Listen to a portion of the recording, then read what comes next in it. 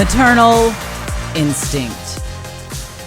That's a phrase that you hear in this culture to refer to a very specific type of woman who has a very specific type of personality. It encapsulates, if you will, every dumb idea that our culture has about women and motherhood, and dare I say, the entire meaning of life. It is why I am calling my fall tour the Maternal Instinct Tour, and why it has the imaging that it does. If you have seen my tour poster, it is up on all my social media. Look me up on Facebook, Twitter, Instagram, Threads. Oh no, Twitter's called X now. What? Boy, that you didn't know that? No, Elon Musk is changing the name to X. And he says each tweet will be called an X. Can you imagine? I was just Xing about that. Go see my tour poster on X. Let's go check it out on X. He has got to stop doing ayahuasca. All of these guys, they're like, I do mushrooms and it expands my mind. Well, you got to stop, because now you're calling your $33 billion investment X. Okay, well, we're already on a tangent in like 20 seconds into this podcast. Welcome, new listeners. This is how we do things. I am talking about this topic of how our dumb culture thinks that you have to have a very specific temperament to be a great parent, particularly for women, particularly for mothers, and why I am so passionate about reframing this. I think it matters. I think it matters a lot. And I would say the subject is relevant to you, even if you are a young guy. You'd be surprised how many young men in their 20s listen to this podcast. I'm dead serious. Well, and now that we're on YouTube, we'll get at least one more. I mean, we'll have one maybe two more. Yeah, maybe two. Well, we're working hard. We're relaunching the YouTube. That's kind of in process. I mean, with this kind of stellar studio background, we're headed for the heights here. It's obviously, I'm going to be going viral on YouTube constantly, just shutting down the whole platform with traffic. Yeah. So, this topic matters, even if you are not a mother, even if you don't plan to become a mother. It matters because it is destroying Western civilization. How women goes the culture. What women think about life and the meaning of life, particularly family, really shapes your entire culture.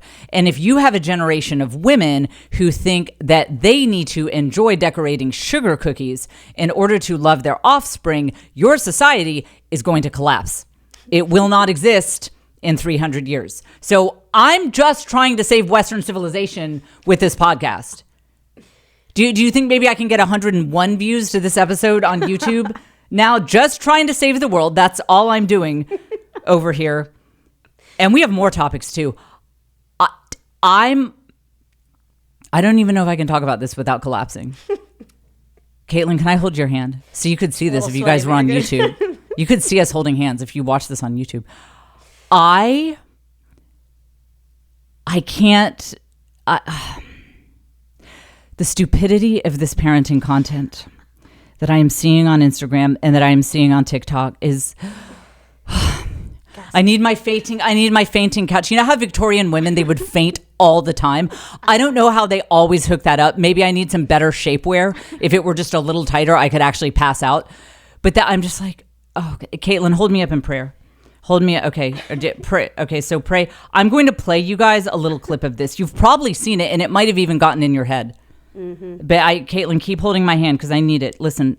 It's so stupid. It hurts me. It's it's painful. Who are your child's favorite person in the world, as a father or as a mother? And after that, they have new favorite people in the world. They have best friends, they have girlfriends, boyfriends, they get married. You're never ever going to be their favorite person again. And so really what it is it's a call to arms to Tell be them there and Fulwiler appreciate died. and embrace those 10 years, to stop living the deferred happiness plan where you say like, Tell them well, she I'm died on going to work Monday really hard now so that afternoon, I can be the podcast happy when doesn't I'm go out 40 or till 50. Wednesday Because when you're 40 or 50, they're not going to be 3 years old anymore. They're going to be 13 and have best friends and not want to hang out with you. They're actually not going to think you are cool anymore. And so my whole mantra too. But I don't know if I can, because the stupidity of it is so, it weighs on me so heavily. And I'll also tell you, Caitlin, have I told them where my oldest child is going to college? Oh, well, some people know, but not everybody. Okay. I don't know if I've officially Okay, I said it in passing, so the super fans know, but I'll make kind of an official announcement there. So this is all of the greatness that we are going to be talking about today, and of course, we have announced the cities for my fall tour. They are so numerous; they are like the stars in the sky. It would be impossible. It would be impossible to list every one, especially that copy paste didn't get into my notes here. But I'll tell you this. No, that's not the folder. Can you pull it up? I'm very busy this week. No, I have it. Here we go. I won't list them all because it would take too long. But I have my warm-up shows. Chicago, this weekend. This weekend, July 30th. That's a warm-up show. And it's more important than that. That makes it sound unimportant. It's actually really important. August 8th, Little Rock, Arkansas. This is a brand new announcement. August 8th, I'm in Little Rock, Arkansas. And then I'll just hit you with the September shows. I'll do New York, Pittsburgh, Las Vegas, DC, Philadelphia, Boston in September. Then we have a bunch in October and November. And you can find all of that in the show notes as well as at my tour website, jfcomedytour.com. And tickets go on sale today as of the airing of this podcast. Today at 1 p.m. East. Is that right? Yes. Today, Wednesday at 1 p.m. East. That is noon Central. Get your tickets quickly. Today, 1 p.m. East. The link is in the show notes, or you can go directly to jfcomedytour.com. I am very excited about this fall tour. You know what? I'm so excited. I'll read the rest of the cities. Yeah. Dallas, San Antonio, Salt Lake City, Ponte, Vedra Beach, Orlando, and Atlanta. And I will probably be filming my next comedy special at one of those cities. Which one will it be? We literally don't know. I'm not even being cryptic. We just literally don't know. I'm actually open to suggestions. So email us if you think... If your city is on that list and you think I should film there, let me know. So tickets on sale now, even if you're hearing this a couple days later, just get them quickly. jfcomedytour.com. Okay, so as usual, we will get into that main topic, the maternal instinct topic, in the second half of the show. We'll hit the horrible parenting content that makes me want to die in the first half of the show. And I want to give a special welcome to you if you are a new listener. This is the Jen Fulwiler Show coming to you from Austin, Texas. I am your host, Jen. I am a stand-up comic, best-selling author, and mom of 6. This podcast is where you learn the art of the village hustle. That is being a hot girl boss who knows that love and family and community are the foundation of all true success. Caitlin is our fabulous executive producer, and we publish new episodes every Wednesday morning. And then you can get on the Patreon after every episode. We keep the camera rolling, we keep the sound rolling, and we do an after party. Patreon is where you go for the after party each week. We keep talking, we share some more stories on each subject, and it really feels like you are actually sitting here in the studio with us after the show. It's a lot of fun. It's a great vibe. Patreon.com/thisisjen. And that link is also in the show notes. Okay.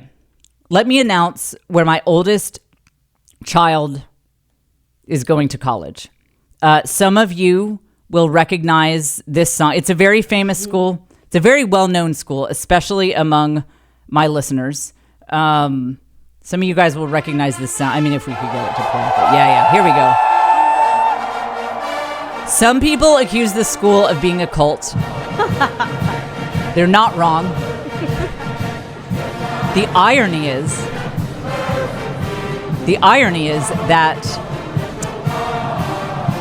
I started out my college education at this school, which you may recognize from the theme song is Texas A&M University. I started out my college education at this school, and I was too much of an atheist, and it was too religious, so I had to get out of there, and I ended up graduating from the University of Texas. I got down to Austin, and I was like, oh, man, a bunch of atheists who hate God. That's what I'm looking for, and I found it in Austin. That's what my city's known for. So it's kind of ironic that I left College Station in disgust. And now my son is going there. He got into the engineering program, which is very exciting. And we had thought that he might go to school in the Northeast. We were I just assumed that he would live in Connecticut, Boston, one of those places. And so I am very excited that due to a lot of factors, some of them, the fact that the comedy millions are coming, it's on my vision board. So this is a done deal. But they're not like in the bank right now. So that they're just still that impacted, and there were a bunch of decisions. But I will say this, and this is good for those of you who have kids who are really heading into any new phase of life, whether your kids are 3 or 35. This is a good prayer. I just said, listen, God, please send him to the college that will set him up for a life of whole life success, meaning he has some kind of work, some sort of way to pay the bills that he really enjoys. He feels like it's his highest and best contribution to the world, but also he has a great marriage and he has a family, if that's where he's meant to be in life. Just send him to the college that sets him up for whole life success. And you know that I am really big on families living geographically close to each other if they can. As much as I troll the people who follow my Instagram account, and it is fun to do that, I understand that life happens, and I was prepared that he might go to school in Boston. He might go to school in New Haven, and he might meet his spouse up there, and then that would mean that part of our family is up there, and that's fine. Then I just have to make more money so that we can fly up there all the time and see each other all the time. So as much as I troll people and say, like, I would punish my kids if they didn't live near me. Okay, that's a little bit for engagement, to be honest. I do understand how life goes, but it is pretty cool that he is going to school 2 hours away from us. So we live in Austin. College Station, which is where Texas A&M is only 2 hours away from us. So I think that is perfect. He gets the going away to college experience, but he can still come home just on a spontaneous, anytime he wants to. So we are thrilled about that. We will be moving him in here in this August. And yeah, in just a few weeks. I'm telling you, I'll keep you posted, but listen, I don't think I'm going to cry. Because this is related to some of the topics we're going to get into. I just don't believe that nonsense of you only have 18 summers with your kids. Like, the whole thing in the way I have raised my children. Sentimental music, please. Parenting is complicated. You have to kind of know your one thing with parenting, or your 1 or 2 or 3 things. You are going to get to instill in your children maybe 2 things that matter. So you better be clear what they are, because life is just too crazy and chaotic. You can't pass along every single thing that you believe under the sun. So for my children, for example, I said it's so important to me that you all be Catholic snobs, just really elitist about it. I mean, make fun of non-denominational churches every chance you get. Troll atheists on the internet.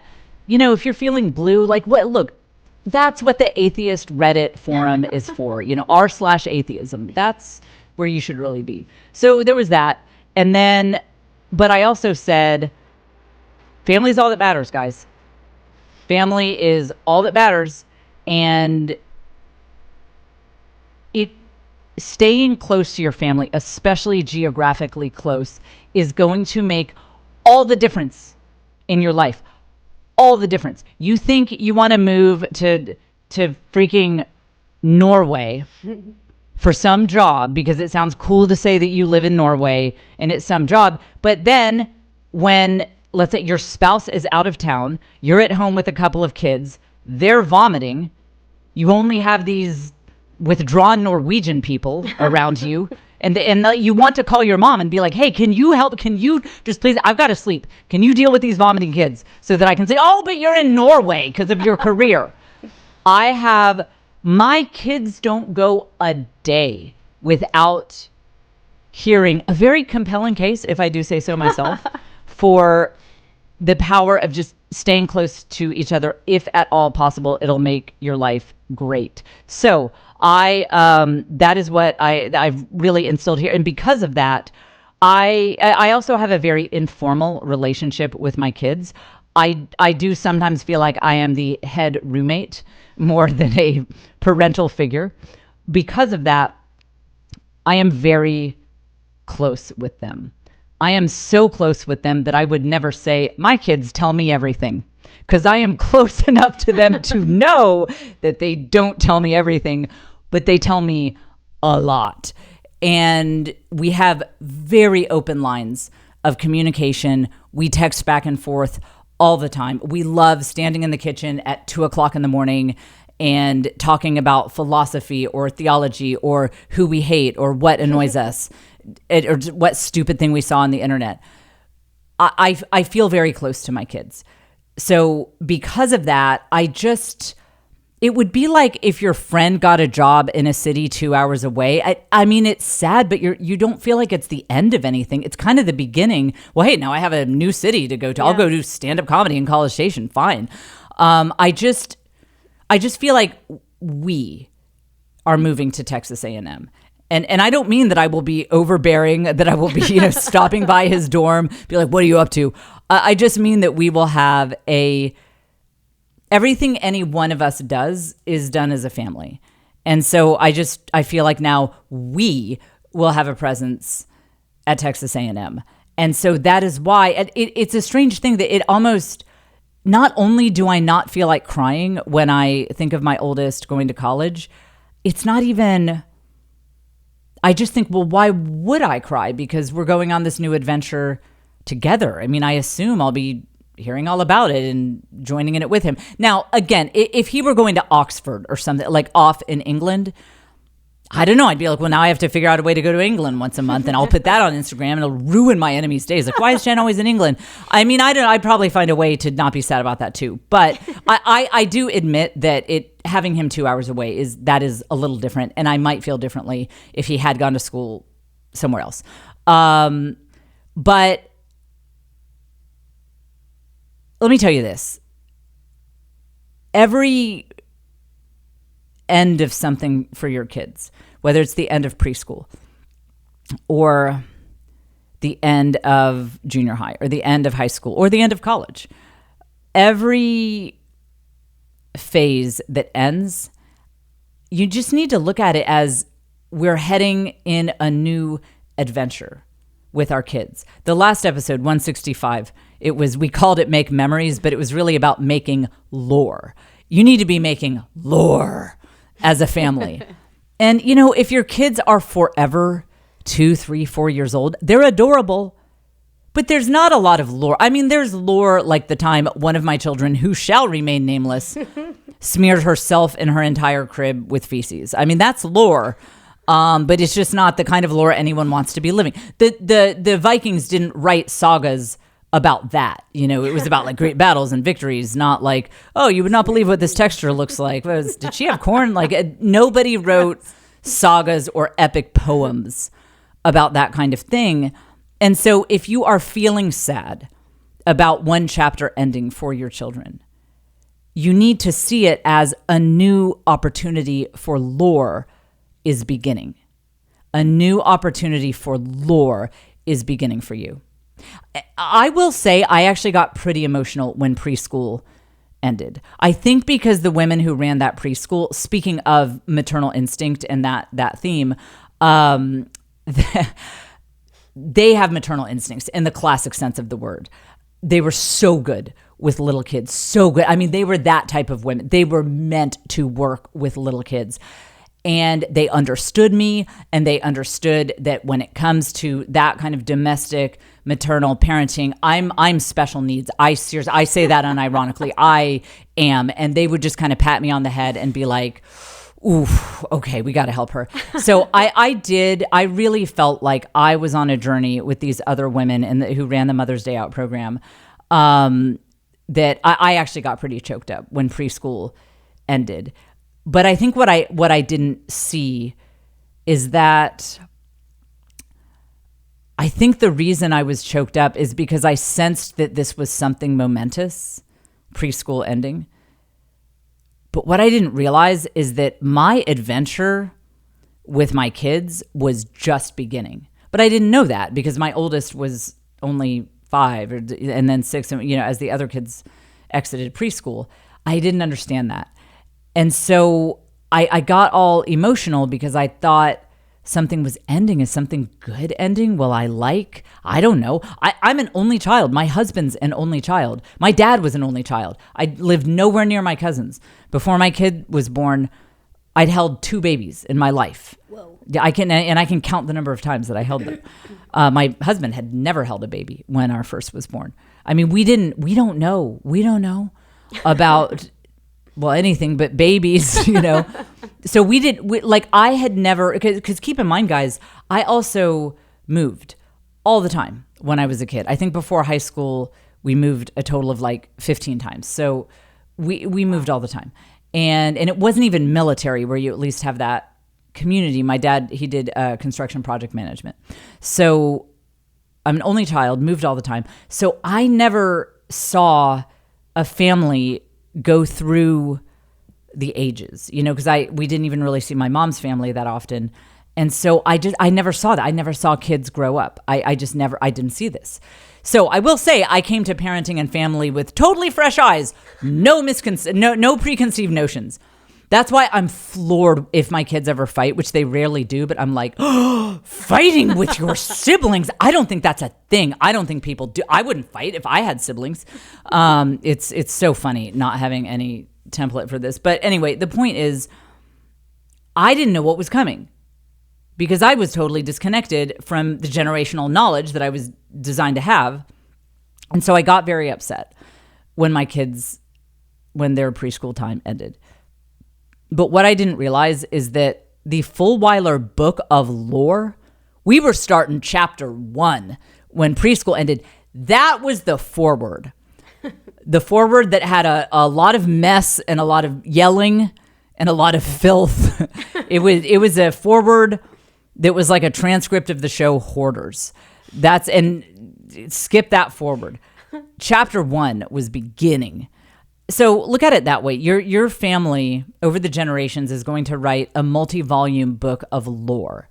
And so when a time period comes to an end, just new lore. It's maybe another book or maybe another chapter in your book. It's just new lore every time a chapter ends for your kids. So, I mean, I'm going to be in College Station. I'm going to be doing comedy there. I assume that my son will come home fairly regularly. And again, even if he were going to college far away, we're close. I mean, if he had a bad day, he would call me. I mean, my kids have called me about things that they could have gotten in a lot of trouble for. Like, they're like, I'm in XYZ situation, so I probably shouldn't be, but here I am. I mean, we've put this to the test. I feel very close to them, and that is why I'm just looking forward to seeing his dorm and checking it out, hearing how college goes.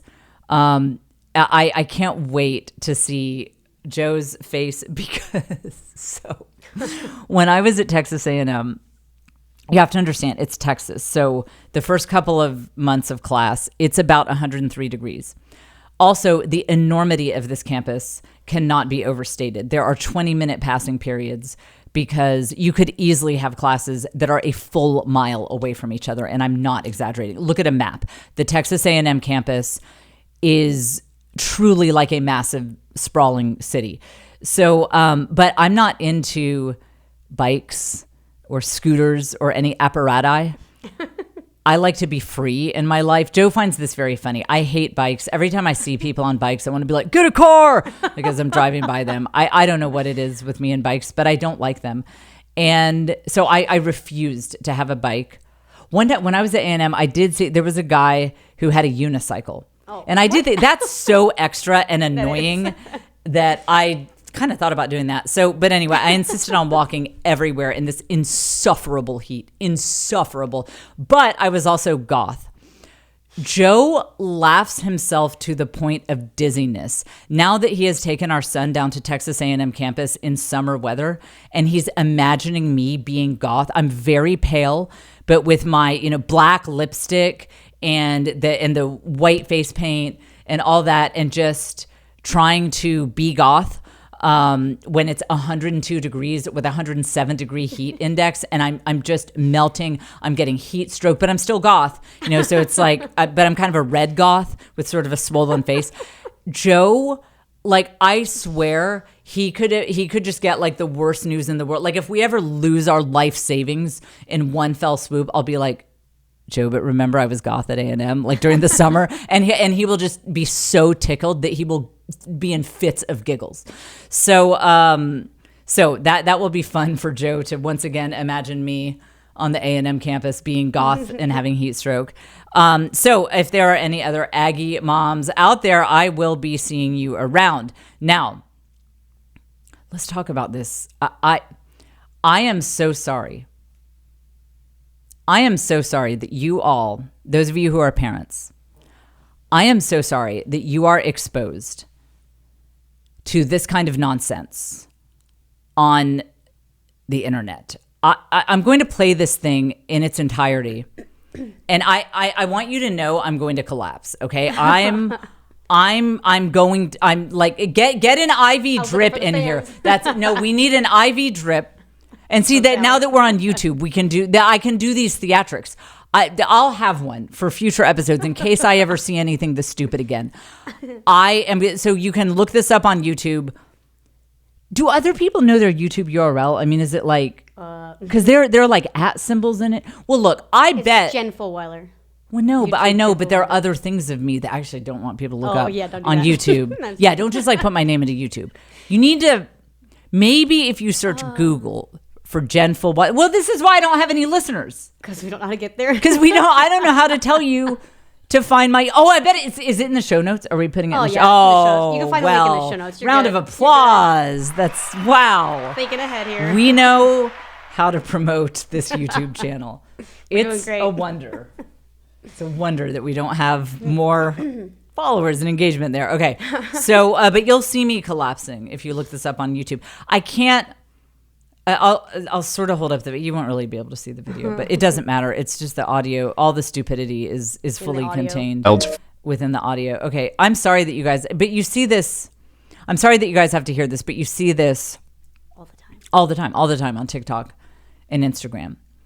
And we are going to do a surgical examination of how wrong and stupid this is. Let's take a listen. You are your child's favorite person in the world, as a father or as a mother. And after that, they have new favorite people in the world. They have best friends, they have girlfriends, boyfriends, they get married. You're never, ever going to be their favorite person again. And so really what it is it's a call to arms to be there and appreciate and embrace those 10 years, to stop living the deferred happiness plan where you say like, well, I'm going to work really hard now so that I can be happy when I'm 40 or 50. Because when you're 40 or 50, they're not going to be 3 years old anymore. They're going to be 13 and have best friends and not want to hang out with you. They're actually not going to think you are cool anymore. And so my whole mantra since he's been born has been that I want to be super, super present.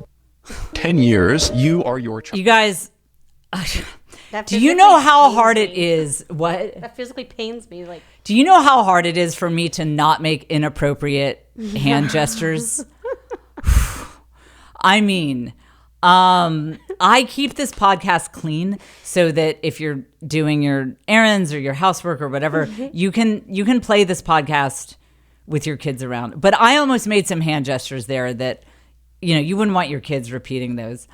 Okay, so you see, much like it was praying. It was oh right, yeah. It was prayer hands is what I almost did. Pray for them. Okay. We're going to break down this one, and I'm choosing this one because it does encapsulate a lot of stupidity about like parenting wisdom on TikTok and Instagram, and I think that some of the points we get to will help you feel better about all this trash that you see. For the to review for new listeners, I have 6 kids, 6 babies in 8 years. Oldest is 18, youngest is 10. They're doing very well. I'm not like, I don't want to make it sound like, oh, my family's perfect. We have no problems. We've been through it. We've been through it. But the kids are turning out very well.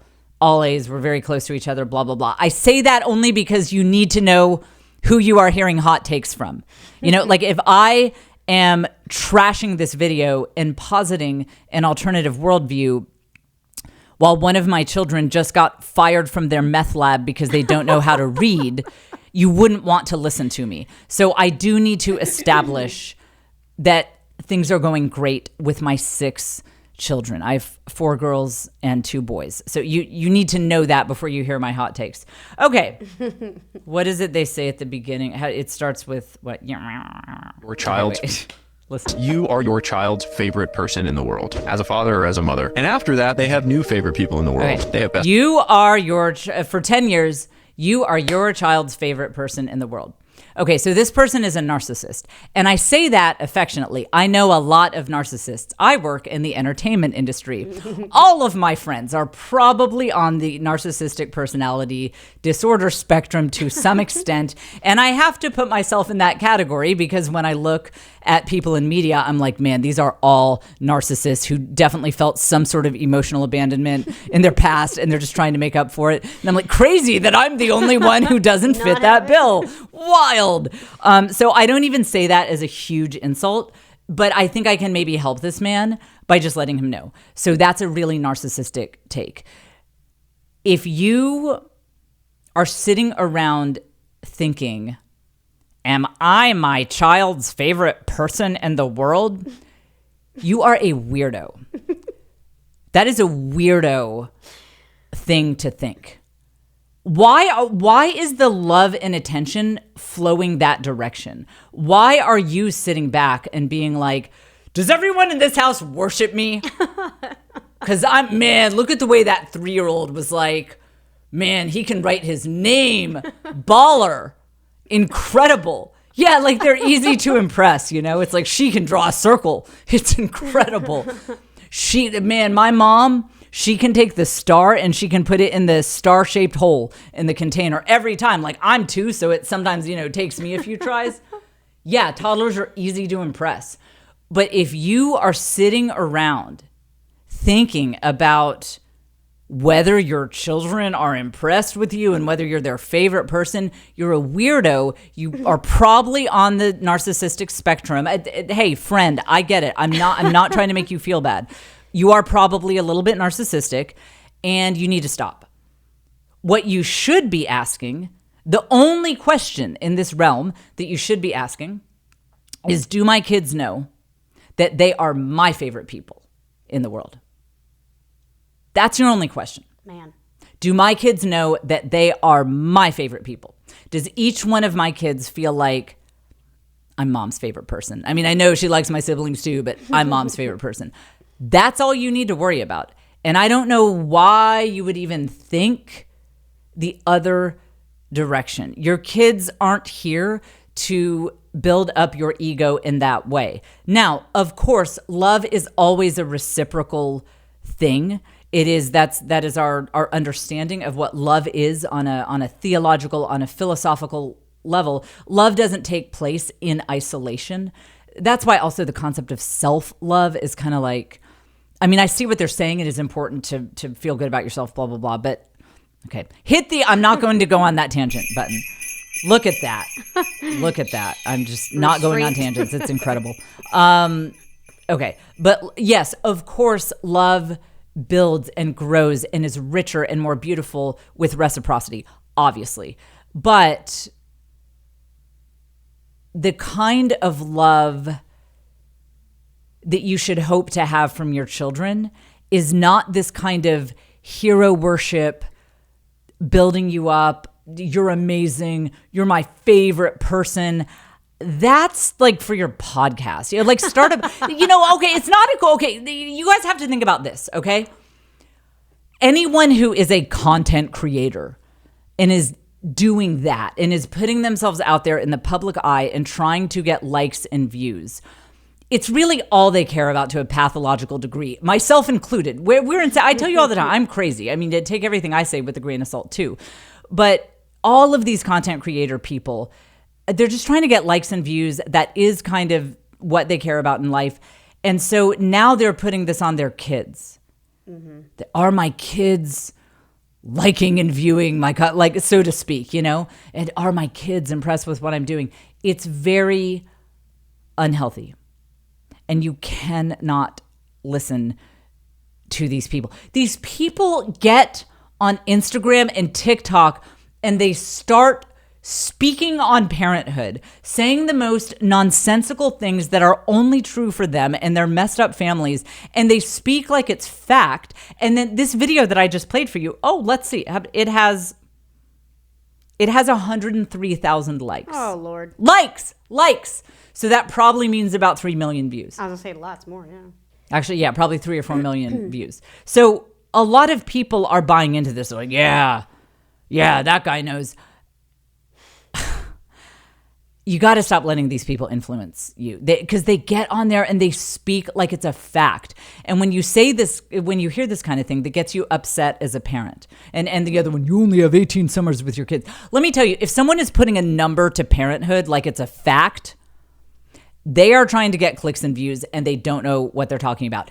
Caitlin, my wonderful executive producer here, has 4 children. Have you ever found a number that holds? Like, you're only going to get in 5 arguments, or you're going to, like, it's all, like, you can't quantify. There's no manual anything for children. Yeah, you can't quantify, and you have 18 summers with your kids, or you've got 10 years. And also, like, what, so when does it happen? Is it on the 10th birthday or the 11th birthday that your kid is like, actually, you suck? And again, so let's listen to the second half of this video. Listen for the narcissism. And again, I'm actually not trying to insult this person. I think a lot of people do have narcissistic tendencies due to a general lack of love in the ether of our culture. So I do not say this is an insult, but listen to the narcissism. It's those 10 years to stop living the deferred happiness plan where you say like, well, I'm going to work really hard now so that I can be happy when I'm 40 or 50. Because when you're 40 or 50, they're not going to be 3 years old anymore. They're going to be 13 and have best friends and not want to hang out with you. They're actually not going to think you are cool anymore. And so they're not going to think you're cool anymore. Why are you thinking about that? When your kids are 13, you need to be thinking about, do my kids know that I think they are cool? That shouldn't be a part of your brain. That part of your brain that evaluates, do the people around me think I'm cool? Do they think I'm impressive? Do they kind of worship me or whatever? Or do they all in this realm would even be included, like sexy? Does this group of people, do they think I'm attractive? These are all very ego flattering things, and they purely flatter the ego. That idea of like, the ice bath guys. They always want people to say, man, he's on his grind. That man is not only sexy, but he's cool. Those are, it's shallow, and these are very purely ego flattering things. It's very damaging to use your kids to build up your ego. Don't ever use your kids to build up your ego. Foster genuine love with them. And I think as a parent, yes, you can build up their ego. Now, if you want to flow that energy the other direction and say, hey, I think you're really cool. Like, man, I was not cool when I was a kid. You are cool. Like, look at that outfit you chose. Like, where do you come up with this? This is incredible. That flow of energy is great. You are helping form and build up their egos. But if you are sitting around wondering if your 13-year-old thinks you are cool, you need to get a therapist immediately. That is it. And then the people put this out there like it's a fact. And because they say it so convincingly, everyone's like, yes, oh my gosh, right, this is a problem in my life that I need to worry about. I mean, so I've got bills to pay. I've got debt to pay off. I've got issues with my boss, with my marriage. I mean, I've got stuff I need to fix around here. And now I also have to worry about my 13-year-old not thinking I'm cool, because TikTok has gotten in my brain like a parasite. Yeah. And is now convincing me that this is an issue in my life, that my 13-year-old doesn't think I'm cool. So, and then the final thing, this is, I can't wait to trash this. Okay. I'll play this. I played this a second ago. I'm going to play it again. So, because I want to trash it like I want it to be fresh in your mind when I trash this. Okay. There and appreciate and embrace those 10 years to stop living the deferred happiness plan where you say like, well, I'm going to work really hard now so that I can be happy when I'm 40 or 50. Because when you're 40 or 50, they're not going to be 3 years old anymore. They're going to be 13 and have best friends and not want to hang out with you. Okay. So guys, I did. So first of all, I don't believe in the deferred happiness plan. In any kind of work that you do, the journey should be the destination, because no matter how much money you make, no matter what you accomplish, if you're using that blue flame, that thing that you're meant to do, that hobby, it could be a career or it could be just a hobby that you do in your craft room. It'll never be enough. Whatever you accomplish, however successful you are, you have to learn to love the process. So first of all, I don't believe in deferred happiness, because the work that you're putting into getting to whatever goal that you think you want next that's the fun. I mean, like, it makes every day fun. And even if you don't get the result that you want, that was time well spent if you do it right. We talked about this in one of the episodes. I forget which episode it was, but we talked about it in, I forget which episode it was, but there was an episode a few episodes back where I was talking about, it was one of those little ice bath books that I was reading, but it was actually pretty good, where they were talking about, it was the guy, what is it that they say when, it was one of those audiobooks I was listening to, and they were like, it was the Tucker Max one. Oh, yeah. Yeah. Where they were like, what was it that they say? It's like, be on the, he was in the, here it is. The Gap in the Game. Yeah, the Gap. Okay, wait. So these guys actually, they make a really good point about, I have to say, among the ice bath set, these guys don't actually advocate for ice baths, but they're in that world. They talk about, when you live in the Gap, you have that deferred happiness plan. You're always thinking, well, when I make that money, when I pay off this debt, when this happens, when I get this health thing result, well, then I'll be happy.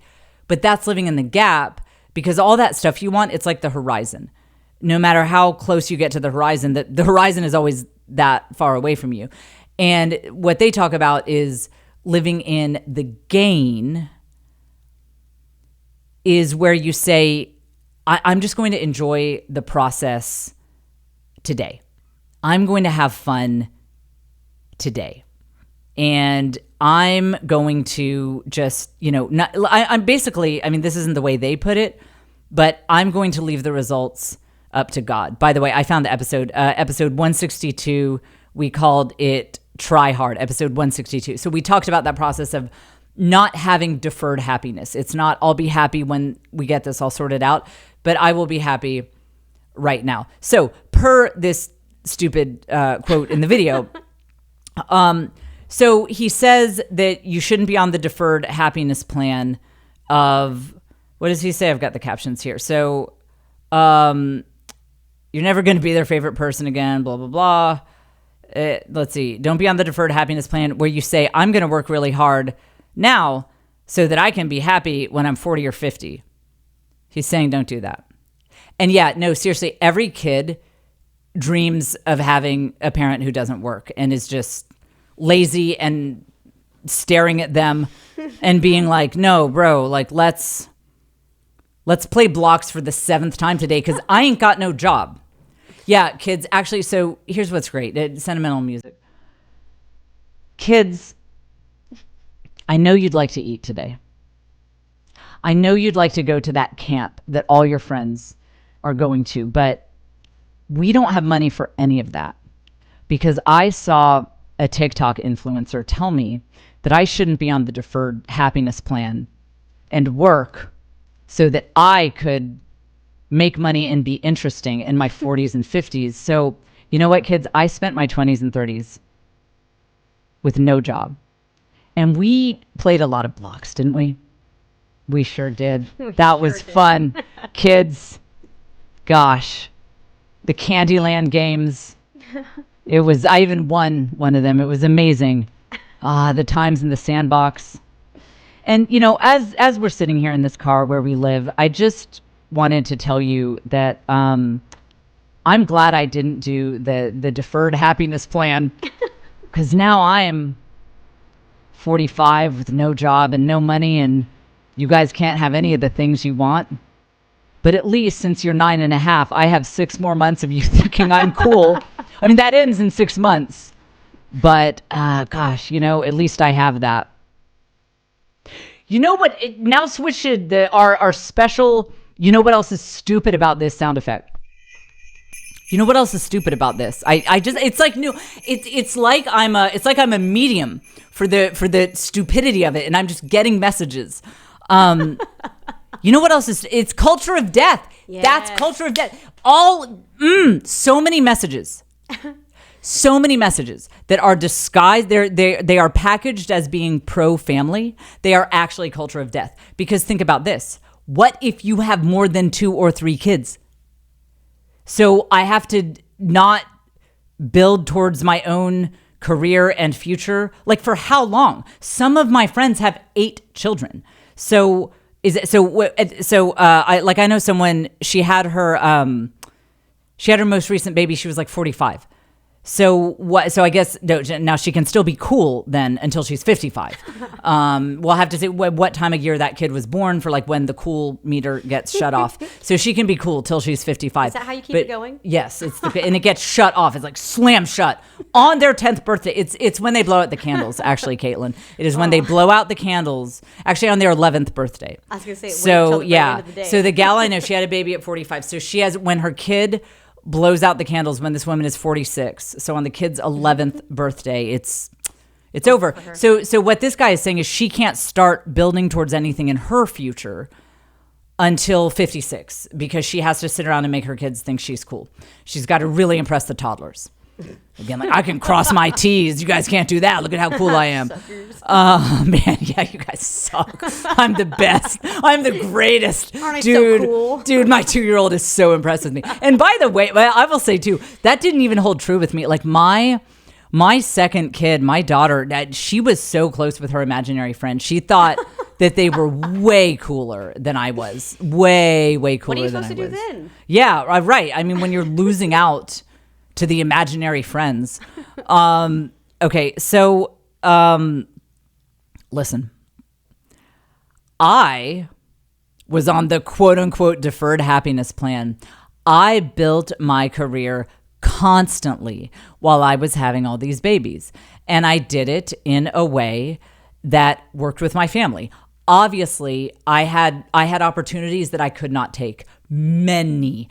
My competitors had so many more opportunities than I did because I was having all these babies, and I found different ways to make it work. But I very ambitiously pursued this work that I felt meant to do. I forced my way into the marketplace of ideas in a way that I felt that I was supposed to do. I am now in my 40s, and guess what? Not only am I living my very best life, literally beyond my wildest dreams. If you guys hear this podcast, what are all my examples? I was like, so I was at the Yale Club and I was talking about how the food is really better than at the Houston Yacht Club, where I also was 2 weeks ago. And then I bought a last minute plane ticket to Denver to see Taylor Swift. That's literally my life now. You know why? Because I worked really hard, really, really, really hard when my kids were little. And not only do I love my career and the setup that I am in with the work that I do, but get this, my kids love it too. Everyone likes to be part of it when someone goes for a big, crazy goal. Everyone wants to watch that movie. Everyone wants to be part of that lore. My kids have so much fun with my career. They're so interested in it. I bring them into it. I run my jokes by them. They tell me about new comics I need to be following. This is something we are getting into as a family. Same thing with my husband. The stuff that he invested in the earlier years when our kids were little is now paying dividends. And the kids, and in fact, some of Caitlin's kids are now getting in on some of the stuff that my husband has built. Everyone benefits when you build your own interests and work. Everyone benefits. It's so fun. It's so good. And you have to reject this scarcity mentality attitude that says that you have to sit around and gaze into your toddler's eyes or else they won't think you're cool. Like that, it's such a bizarre idea. You need to see your kids as your lifelong partners, and you need to see the flow of ego encouragement as going one way only: love, goes two ways. Ego flattery and encouragement goes one way only, from you to the kids. You should not be thinking if your kids think you're cool or not. You should just think, do they know that I think that they're cool? Do they know that they are my favorite person? So don't listen to scarcity mentality morons who probably are a little bit on the NPD spectrum talking to you about parenthood. And a good sign that someone is full of nonsense and saying something crazy, again, is when they put numbers to it. You only have blank and there's a numerical value. They're just trying to get engagement and they're saying something that's very stupid and wrong. You can never put numbers on parenting. So that is that. All right, now we will get to the main topic. And Caitlin, if this camera battery dies, we'll just restart it and get a new one. We make it work here on this podcast. Okay, before we get to the maternal instinct topic, I do want to say that we are adding a Patreon level next week. It is going to be called the Village Hustle level. And it is for people who want kind of a little bit more of my secrets of what does a day in my life look like? How am I actually making this work? I do a little bit of that on Instagram stories now, but I'm going to stop. They don't get it for free anymore. But no, I'd really like to share it with you guys in more of a like people who get me sort of space. It will be my Village Hustle secrets. I'm going to do, this is so fun. I'm going to do a vlog kind of thing, just informal, but kind of stylishly edited. Like, here's what it actually looks like to be me. And maybe some other things too. So that will be the Village Hustle level. And we are adding that to Patreon very soon. Next week, in fact, listen to the next podcast episode. We will have that. I'm so excited about that. Okay. Maternal Instinct. That is the name of my tour.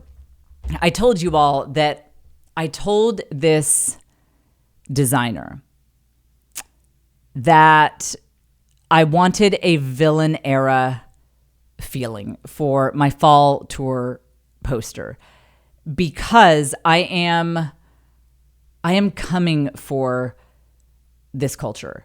I am coming for the entertainment industry.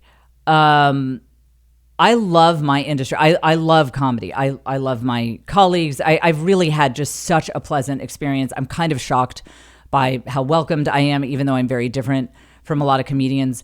But it gets a little wearying.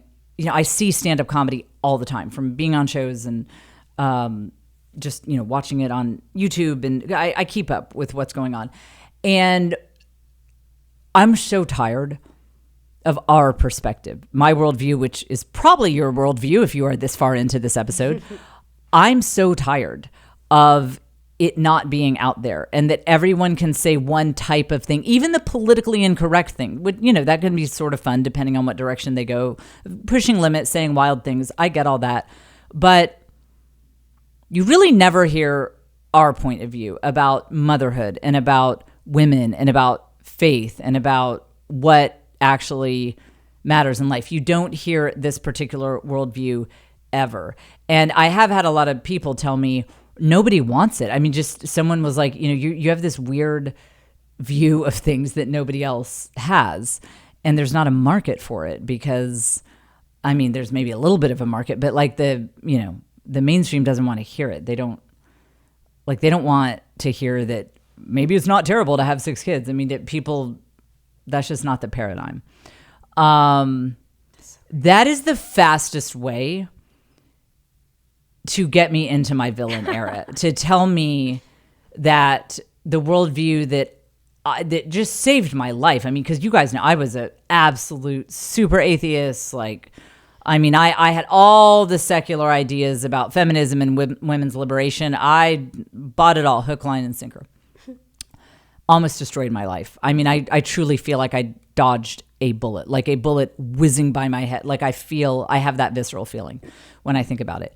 And when someone tells me that I'm never going to have success doing comedy or podcast or whatever from my perspective that I feel like saved my entire life and took me out of hell and into an existence that is actually pretty amazing. When people tell me that, like, I'm not allowed to share that, nobody wants to hear that. Well, now I'm in my villain era. Hence my tour poster. And that is why I did the tour poster that I did. If you missed it, someone told me that I look like a woman of a certain profession. Check my Instagram for that. You'll see there's a post that's a Notes app post. So I modified it. I was told that I looked like a woman of a certain profession. So I addressed it and I did a new poster, and you can see that on my Instagram. It is, again, you'll see it's the Notes app post. Leave a comment if you go look that up. But that is what I wanted to convey. And as part of kind of signaling to people, I'm in my villain era now, and I'm not going to shut up. And now I'm going to be like extra mouthy because you guys told me not to be. The other thing is I want to flip this concept of what it means to have a maternal instinct on its head. Because when you hear the term, if I were to tell you before listening to this podcast episode, if I were to tell you, oh yes, she has such a strong maternal instinct, well, you think of someone who is very soft, very nurturing, like the amazing women who saved my life running the Mother's Day Out program that my toddlers went to. They have a classically defined maternal instinct. One of the most important things that can happen in Western civilization is that we develop new archetypes of what it means to have a maternal instinct and be a good mother. Because right now we are convincing a generation of young women that they are not candidates for motherhood, or at least being a good mother, because they don't have the preschool teacher running a Mother's Day Out program personality type. That's a wonderful personality type to have, but it is a subset of women who have those gifts. And our culture has convinced us that that is the only way to be a good mother. And I have talked to too many women who just think that motherhood is not on the table for them, or they are mothers and they think that they're bad mothers because they don't fit that profile. And guess what? New listeners, this is in for a treat. Oh, you're in for a treat. I've talked about this before, but I haven't talked about my theory as to why we have these stupid ideas. And this is where we're going to go a little deep in Jen's sociopsychology philosophy. Hit that we're going a little deep in Jen's sociopsychology. But yeah, that's it. We had that sound effect design special for this. Yeah. Human evolutionary history. I mean, we're going to hit it all. But I think this will help you understand why I'm so very right. I think this will help you with that. And you'll be like, Jen is so right. How is this podcast free? I mean, you learn history, you learn psychology, you learn parenting. I feel it. No, I feel it.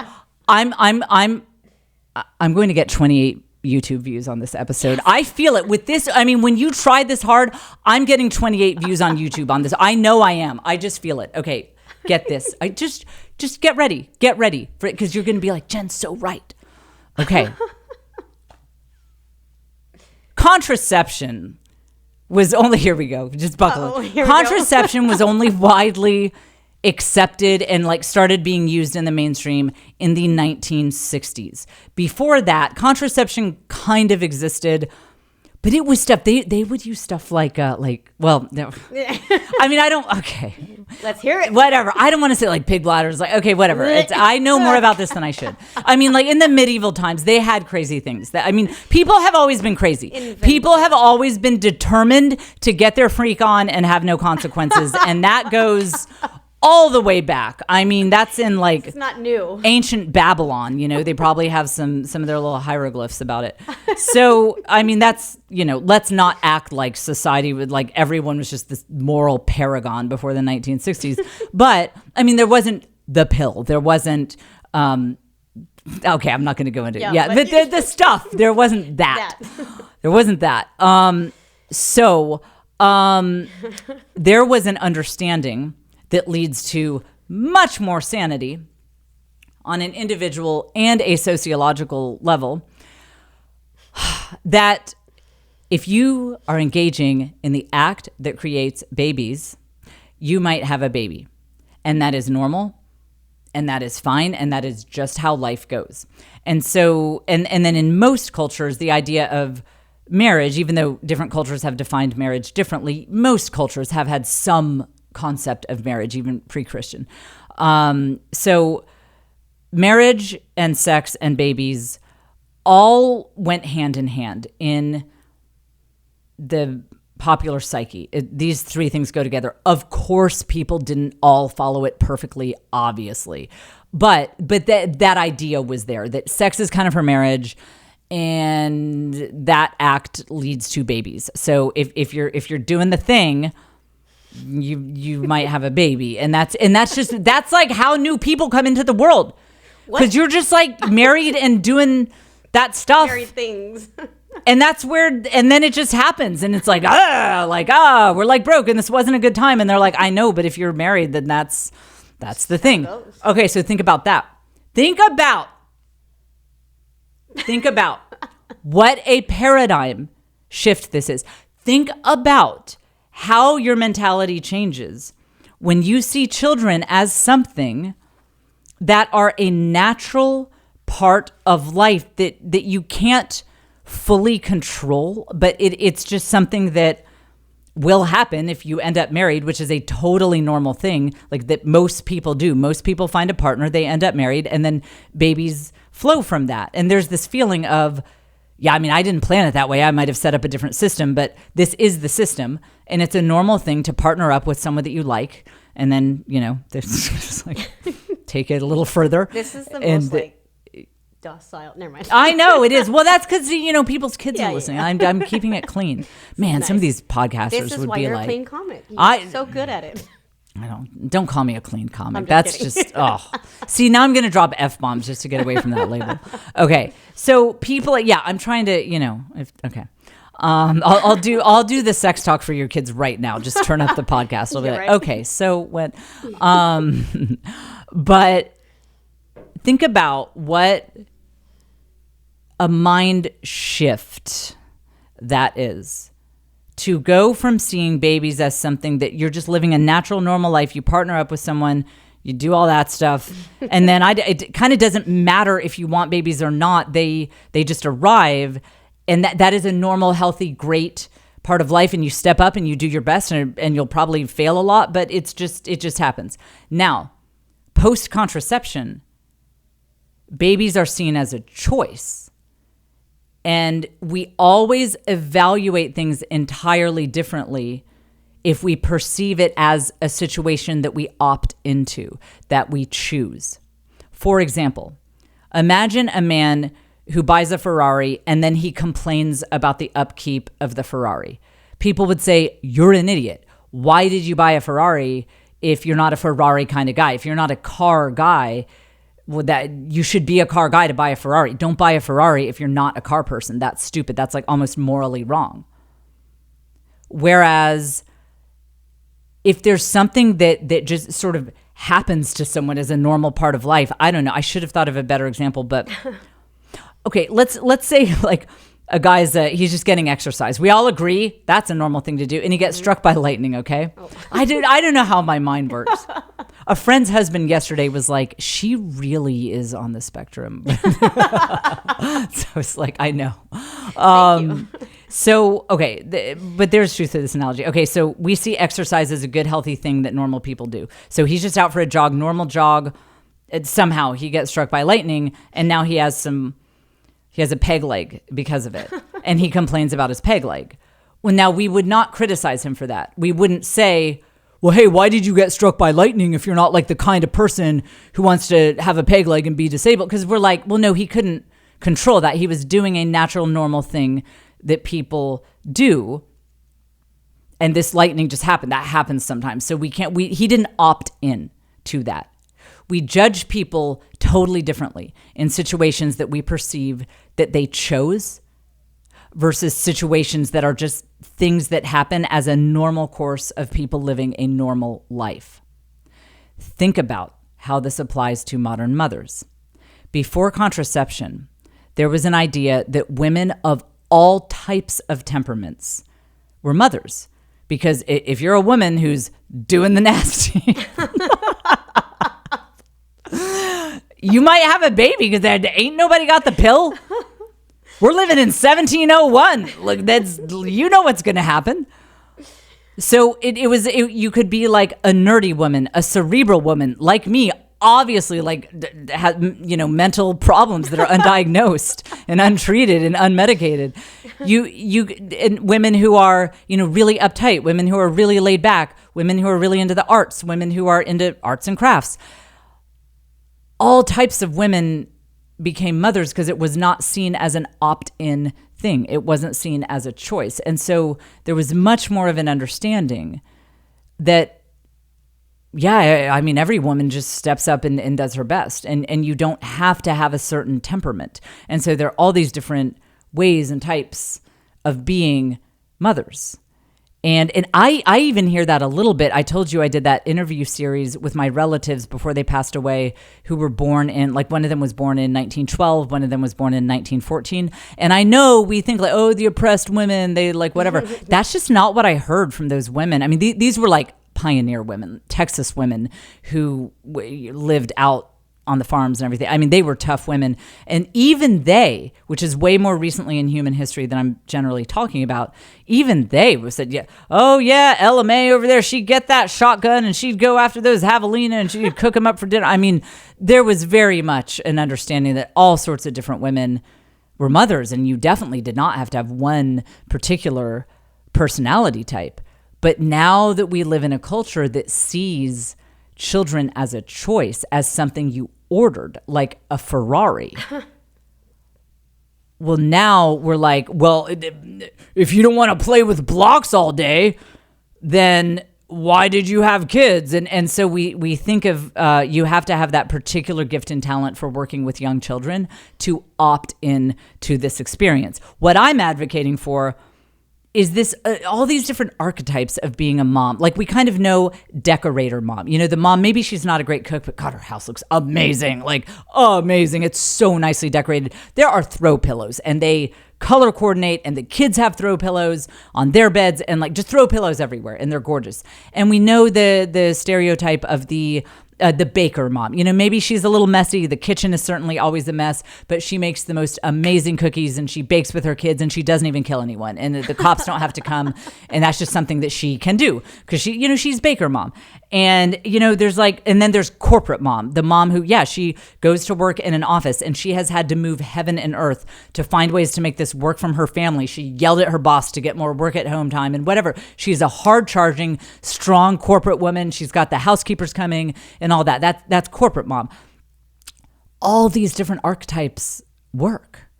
All these different types of personalities can be moms. And it's only in this post-contraception culture that we have lost that. Do you want to know what my type is? Oh, let's hear it. I'm going to start calling myself, I am a stay-at-home matriarch. Oh. How about that? I'm a stay-at-home. Because, when I'm not on, my national comedy tour, I stay at home.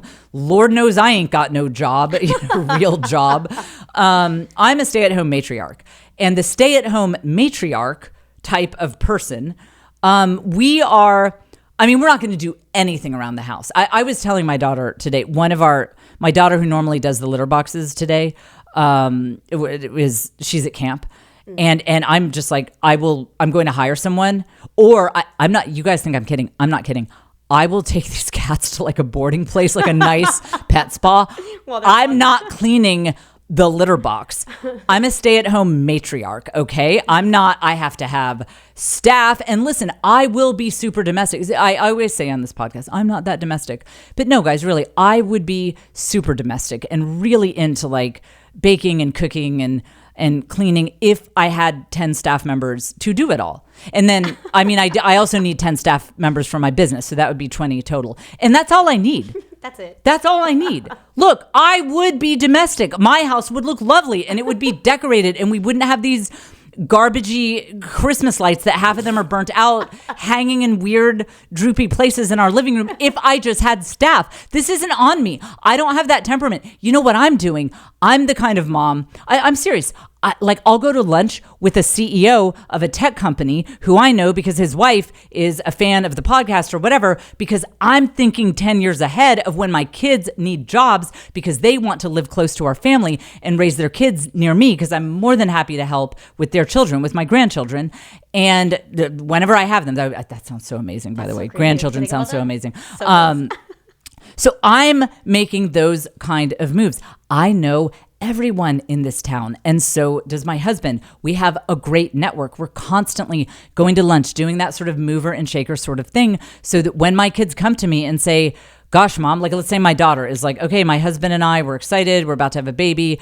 I mean, we'd really like to live near you, but we got to pay the bills too. He needs a job.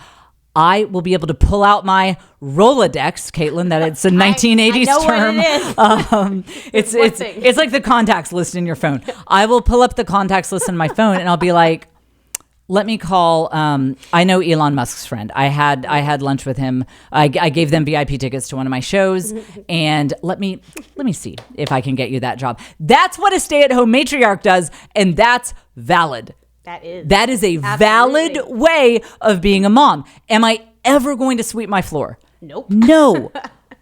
Okay, I should not admit this. The last time I mopped, like put liquid on a floor. I don't, because you can use a Swiffer. You can use a Swiffer. That's all I'm saying. Guys, I am not exaggerating. I really think it was 2012. That is not an exaggeration. I don't do it. It's just... Guys, I can't. It's not fun. I know, and it's not, It's not fun. Right. It's not. So, the stay-at-home matriarch type is valid. We are being movers and shakers. We are networking. I'm good at networking. I'm good at knowing all the people. I'm good at keeping the Fulwiler name out there in the community. Honestly, I swear, no, unironically, it's a real skill. And my husband has the skill too. We're good at this. Ask people in Austin. They know us because that's what we do. That's what we do. And so, and then on the other hand, there's maybe baker mom. I know women who, they don't like socializing. That's not their thing. They come to me when they're like, all right, so can you help my kids too with a job? And then they treat, like they do baked goods for me. Seriously, this is how it works. This is how women supporting women works. Baker mom comes to stay-at-home matriarch over here and says, hey, I know you have a kid's birthday coming up. And I know that if you tried to bake a cake, it would just be like a pulsating blob. So why don't I, baker mom, I'll make like a really nice cake for your daughter's upcoming birthday. And my son is looking for an internship. Did you say that you knew someone at Tesla? Literally, guys, that's how it works. And our stupid culture that tells women that there is only one way to be a mom encourages moms to be absolute frauds. Everyone has to pretend like they're either baker mom or the like preschool mom. And so we never learn what each other's real gifts are because each one of us is pretending that we don't actually have those gifts. I spent years pretending that I was not a stay-at-home matriarch. Can you imagine? I was trying to be baker mom. I was trying to be preschool mom. Biggest waste of time. It led to so much yelling. My children didn't think I was cool, Caitlin. I'll tell you that. My toddlers did not think I was cool. They're like, she is a yelling maniac. She is a clinically depressed, yelling, overweight maniac. That is who I was when my kids were little. And so we are hurting ourselves. We are hurting our communities of women by buying into these dumb ideas that to have maternal instincts has to look like your preschool mom or your baker mom. Maternal instincts can be Game of Thrones mom. I'm Game of Thrones mom, and I am great friends with decorator mom. I'm also friends with gardener mom, with like mechanic mom. I know women who they're real tomboys, like they're into cars and things like that.